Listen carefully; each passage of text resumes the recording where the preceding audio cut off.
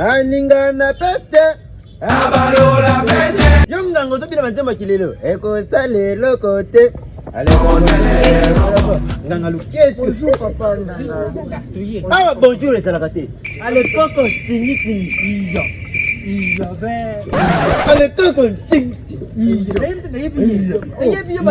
esili comment on est papa sirène yo yebisanga eloko boyela wezani papa eloko yina mbai na ngatsonga msoto telemi awa yebisa ye Yoka yo. yeba upesa bisu eza kibiga zana na ndako na biso kuna boyoka neza te bana eza kokunda na bituma ya to kokota tipo ekoji te ape mdina loba Yango wana ya.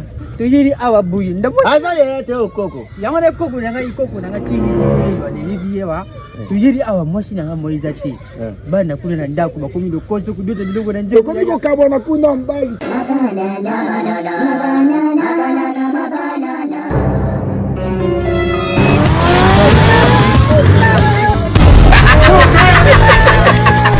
au nom de Jésus la kombo na Yesu amoni yo papa au nom de Jésus namona ndiye koto tokende milima bezali ngana kobana omeli kupa Jésus Yesu nde protecteur yokasi masebe kosala ni masebe kosala ni na Yesu obimanga kana mona nzambe bokoka te na Yesu te bataka bandawa bomata bokita na Yesu te oya bozomona za maseka ngombe oya za nzete basala ngekeko moto eleki ye tutanga na kombo na Yesu moto boza milima be bokoka te lela ya yo moko nyama mbembe okati kisina malongeza oyo mbembe nani nganga naza yanke omona loxite na Yesu te boni otanga